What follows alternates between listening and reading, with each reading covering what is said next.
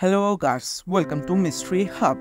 আজকে আমরা এমন একটা স্টোরির ব্যাপারে কথা বলবো যেটা আমরা আগের ভিডিওতেই শুরু করেছিলাম, এবং যার ফার্স্ট পার্টে আমরা বলেছিলাম যে কিভাবে একটা খুব অবিসম্ভাব্য বিষয় যেটা হলো সায়েন্টিফিকলিভাবে টাইম ট্রাভেল, সেটা খুবই অবিশ্বাসযোগ্য বিষয়, সেটা কিভাবে সত্যি সত্যি সম্ভব বা সত্যি হয়েছিল, সেটারই আজকে লাস্ট পার্ট বা সেকেন্ড পার্ট আমরা করতে চলেছি। যেখানে আমরা এই ভিডিওটারই প্রথম পার্টে দেখেছিলাম যে একটা লোক যে নাকি জন্ম হয়েছিল 16 জুন 1932 সালে, এবং সে নাকি 2006 সালে সেখানে চলে এসেছিল। অর্থাৎ সে কোনো না জানা ছাড়াই, কারণ ছাড়াই 2006 সালের শহরে এসেছিল, যেখানে তার জন্ম হয়েছিল 1932 সালে, এবং তাকে দেখে মনে হচ্ছিল 26 বছর বয়সী। বাট সে যখন সেখানে এসেছিল, তার 2006 সালে এসেছিল, হিসাব মতো তার বয়স হওয়া উচিত ছিল 74 বছর। এবং তার কাছে এমন কিছু জিনিসপত্র ছিল যেগুলোতে প্রুফ হচ্ছিল যে সে সত্যি সত্যি আগের সময় থেকে, অর্থাৎ অতীত থেকে এসেছে। যেখানে তার আইডি প্রুফে দেখা যাচ্ছিল তার জন্ম 1932 সালে, আর তার কাছে এমন একটা ক্যামেরা ছিল যে ক্যামেরাতে এটা প্রুফ পাওয়া যাচ্ছিল যে সেই ক্যামেরাটা এখনকার যুগের নয়, অর্থাৎ 2006 সালের বর্তমান যুগের নয়। সেই ক্যামেরাটা ছিল আগেকার, অর্থাৎ খুবই রেয়ার অ্যান্টিক পিস। আর একটা ডাক্তার যাকে সে দেখাচ্ছিল, অর্থাৎ যে ডাক্তার সেই ব্যক্তিটা চেক আপ করছিল, তার কথা অনুযায়ী এইরকম সাধারণ ক্যামেরা নিয়ে কেউ কখনো রাস্তায় দাঁড়িয়ে থাকবে না, বিকজ এই ক্যামেরাটা পাওয়া খুবই চাপের বিষয় তখনকার যুগে, অর্থাৎ 2006 সালে। আর এইসব কারণে আরও জটিলভাবে প্রকাশ হয়েছিল যে এই লোকটা হয়তো অতীত থেকে এসেছে, এবং যার উত্তরে এই লোকটাকে যখন প্রশ্ন করা হয়, তার উত্তরে ওই লোকটা বলে যে ওই লোকটা নাকি সেই দিনকে সকালবেলা, অর্থাৎ যেই দিনকে তাকে পুলিশ পায় এবং মেন্টাল হসপিটালে নিয়ে যায়, সেই দিনকে সকালবেলা সে বাড়ি থেকে বেরোয় এই ক্যামেরাটা নিয়ে, এবং ওই ক্যামেরাটা নিয়ে সে সেই দিনকে বাড়ি থেকে বেরিয়েছিল সে তার শহরের বেশ কিছু সুন্দর সুন্দর ফটো তুলবে বলে। বাট সে যখন বাড়ি থেকে বেরিয়েছিল, বাড়ি থেকে বেরোনোর পর আকাশে কিছুটা সময় হাঁটার পরে সে একটা জিনিস দেখতে পায়, যেটা অনেকটা ছিল কোনো গোল প্লেটের মতো, আর সেটা উপরে বারবার ঘুরছিল। এবং এটা কিছুক্ষণ ঘটার পরে, অর্থাৎ এই ঘোরাটা কিছুক্ষণ হওয়ার পরে হঠাৎ করে একটা আলোর রশ্মি তার চোখের ওপর পড়ে, এবং সেই আলোটা তার চোখের এবং তার বডির ওপর কিছুক্ষণ স্টে করে।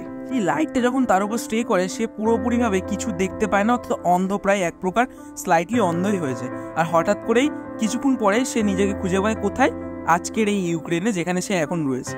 এবং সে ডাক্তার আর তার পুলিশকে আরও জানায় যে তার বাড়ি যেখানে, অর্থাৎ যে ইউক্রেনে সে থাকে, সেই ইউক্রেনে নাকি তার যে বাড়িঘর আছে সেখানে এখনকার, অর্থাৎ এখানকার মতো কোনো বাড়িঘর বা গাড়িঘোড়া নেই। তাই জন্য সে আরও কনফিউজড। আর এই সব কথা শুনে ডাক্তার আর পুলিশও আরও অবাক হয়ে যায়।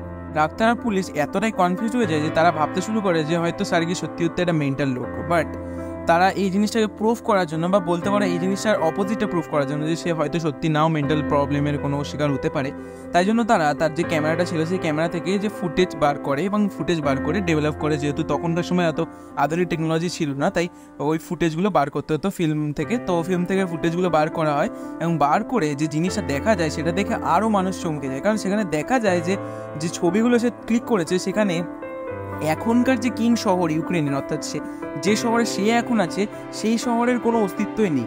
অর্থাৎ সেই ছবিগুলোতে যে সময়কার ছবি রয়েছে সেটা হলো 1958 সালে। বাট তার ড্রেস আপ আর সে, অর্থাৎ যে লোকটা এখানে রয়েছে সার্গিও, তার ড্রেস আপ সব কিছুই সমান, বাট শহরটা পুরোপুরিভাবে আলাদা, অর্থাৎ পুরনো অতীতের শহর। আর এর মধ্যে থেকেও আরও একটা আশ্চর্যজনক বিষয় ঘটে এটা, যে এই সার্গিওকে যখন এইসব বিভিন্ন কারণের জন্য তদন্তের জন্য একটা ঘরে রাখা হয়, সেই ঘরটাকে এমনভাবে করা হয় সেখানে কেউ ছিল না, এমন একটা সিকিউরিটিতে রাখা হয় যেখানে সে বা অন্য কেউ থাকলে সেখান থেকে বেরোতে পারতো না। আর সেইখান থেকে হঠাৎ করে সার্গিও নাকি সেই দিনকে রাত্রিবেলা, অর্থাৎ মধ্যরাতে গায়েব হয়ে যায়। অর্থাৎ পরের দিন সকালে গিয়ে দেখা যায় যে সার্গিও সেখানে আর নেই। এটা ছিল আরও অবাক করার বিষয়। আর এই সার্গির গায়েব হওয়ার সাথে সাথে গায়েব হয়ে যায় সার্গির সব জিনিসপত্র, অর্থাৎ বলতে পারো সার্গির যে থিওরিগুলো ছিল, বাট সার্গির রাখা কিছু প্রুফ, অর্থাৎ যে সেই পিকচারগুলো ছিল। আর সেই পিকচারগুলোর মধ্যে একটা টুইস্ট থাকে। পুলিশরা পরে যখন সেই ছবিগুলোকে আবার দেখে, সেখানে গিয়ে একটা ছবিতে পুলিশরা দেখতে পায় যে ওই ছবিতে সার্গির পেছনে, অর্থাৎ আকাশে এমন একটা বস্তু রয়েছে যেটার বিবরণ সার্গি প্রথম দিকেই বলেছিল যে একটা গোলাকার থালার মতো বস্তু, যেটা দেখে সার্গি বলেছিল যে হ্যাঁ, এই জিনিসটাই হয়তো তাকে সেখান থেকে ট্রান্সফার করেছে। আর এরপরে তদন্ত আরও চালানো হয়। তদন্ত চালাতে চালাতে আর একটা জিনিস পাওয়া যায় যে এই ব্যক্তি অর্থাৎ সার্গি পোমেরাঙ্গো এ নাকি সত্যি সত্যি লাইফে ছিল। আর 1958 পরে 1907 সালে সোভিয়েতে ইউক্রেনে এখানকারই একটা পুলিশ স্টেশনে তার নামে নাকি একটা এফআইআর করা হয়, যেখানে এফআইআরে বলা হয় যে এই ব্যক্তি নাকি হারিয়ে গিয়েছে এবং এই ব্যক্তিকে খুঁজে পাওয়া যাচ্ছে না। আর আসলে সত্যি কথাই এই ব্যক্তিকে আর কখনো খুঁজে পাওয়া যায়নি।